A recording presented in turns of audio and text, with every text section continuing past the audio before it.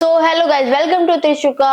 अगर आपने जीएसटी में क्रेडिट नोट इशू किया है, वो किसी भी रीजन से हो सकता है।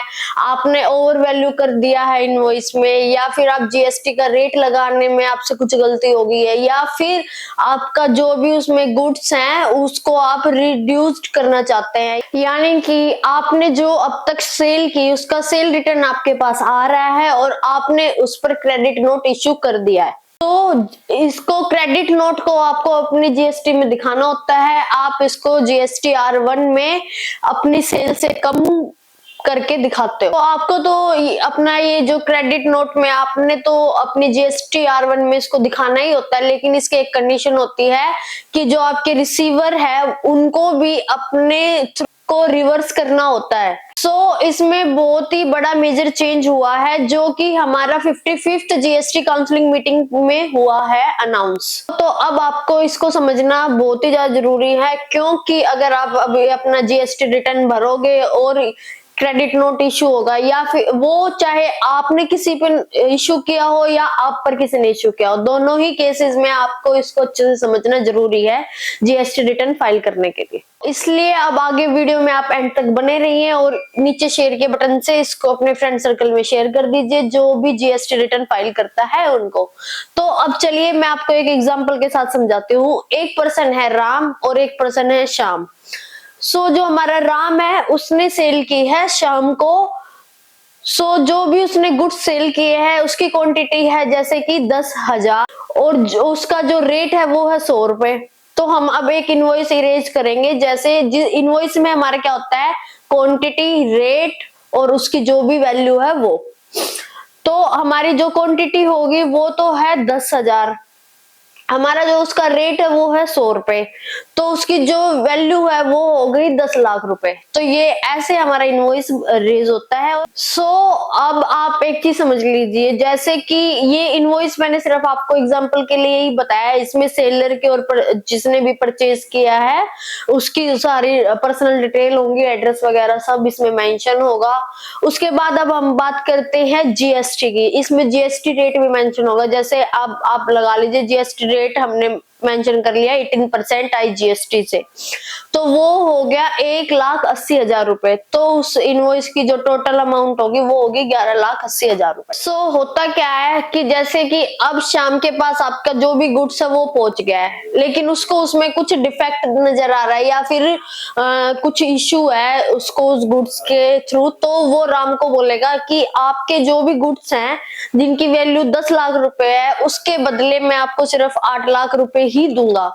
तो इस केस में जो राम है वो क्रेडिट नोट इश्यू करेगा 2 लाख रुपए का। तो अब जो राम है वो उसने जीएसटी R1 के थ्रू जो उसकी 10 लाख का उसने इनवॉइस बनाया था वो अपनी आउटर सप्लायर में दिखाया था। तो जो अपना वो क्रेडिट नोट इश्यू करेगा उसको भी वो जीएसटी R1 में ही दिखाएगा। सेम ऐसा ही इनवॉइस बनता है क्रेडिट लायबिलिटी क्रेडिट नोट का भी, जैसा कि ये नॉर्मल इनवॉइस हमारा जो सेल परचेज का होता है बिल्कुल वैसा ही। और उस केस में उसकी जो आउटपुट लायबिलिटी है वो थोड़ी कम हो जाएगी। क्या होगा, जो 2 लाख पर उसकी 18% जीएसटी है वो उसकी जो 1,80,000 की जो जीएसटी उसमें लगी थी उसमें से रिड्यूस हो जाएगी। जैसे कि 2 लाख पे लगी 3,60 की जीएसटी बनी है, वो 1,80,000 में से माइनस करके जो भी अमाउंट बचेगा वो उसको गवर्नमेंट को पे करना होगा। ये तो होगी राम की बुक्स। अब बात करते हैं श्याम अपने बुक में इस चीजों को कैसे दिखाएगा। तो श्याम है उसने जैसे ही परचेज की 10 लाख रुपए की, और जो राम है जिससे उसने परचेज की है उसने अपने जीएसटी R1 में उसको दिखा दिया। उसके बाद जो श्याम है उसके 2B में क्रेडिट रिफ्लेक्ट होने लगेगी 1,80,000। तो इस केस में अब क्या होगा, जो श्याम ने परचेज की थी वो तो उसका जो इनवॉइस बना था वो तो बना था जनवरी 2025 में, लेकिन जो क्रेडिट नोट इश्यू हुआ है राम की तरफ से वो हुआ है फरवरी 2025 में। तो अब जो श्याम है उसने तो रिटर्न फाइल की फरवरी में, जो जनवरी की थी उसमें उसने क्लेम करके अपना रिटर्न ले लिया है। तो फरवरी में जैसे ही राम ने क्रेडिट नोट इश्यू किया उसके बाद जो श्याम की ड्यूटी है वो ये थी, उसका जो 36,000 रुपीज माइनस करके आईटीसी रिवर्स करे। ये सारा प्रोसेस है हमारा क्रेडिट नोट का। तो अब इसमें गवर्नमेंट को कुछ इश्यू हो रहा होगा या कुछ प्रॉब्लम दिखाई दे रही होगी, बहुत से लोग इसको सीरियसली नहीं ले रहे थे या फिर इसके प्रोसेस को पूरा नहीं कर रहे थे, इसलिए गवर्नमेंट ने इसमें जो भी चेंजेस किए हैं, जो है गवर्नमेंट की तरफ से, वो ये हुआ है, जो राम क्रेडिट नोट इशू करेगा GSTR 1 में, वो शाम के GSTR 2B में शो होगा, लेकिन उससे पहले वो IMS पर भी शो होने लग जाएगा। मैं यहाँ पे एक स्क्रीनशॉट लगा रही हूँ, वहां आपको दिख रहा होगा जिसने भी क्रेडिट नोट इशू किया है उसका नाम और उसकी डिटेल आएंगी, उसके बाद उसका जो क्रेडिट नोट का नंबर है वो शो होगा, और इसमें आपके पास दो ऑप्शन होंगे, सिर्फ रिजेक्ट या एक्सेप्ट। इसमें पेंडिंग का ऑप्शन ही नहीं दिया गया है, ताकि आप इसको पेंडिंग में ना डाल दे, या तो आपको वो एक्सेप्ट करना पड़ेगा या आप उसको रिजेक्ट कर दें। इसमें अब गवर्नमेंट मैंडेटरी कर देगी कि आप उसको या तो एक्सेप्ट करें या फिर रिजेक्ट करें।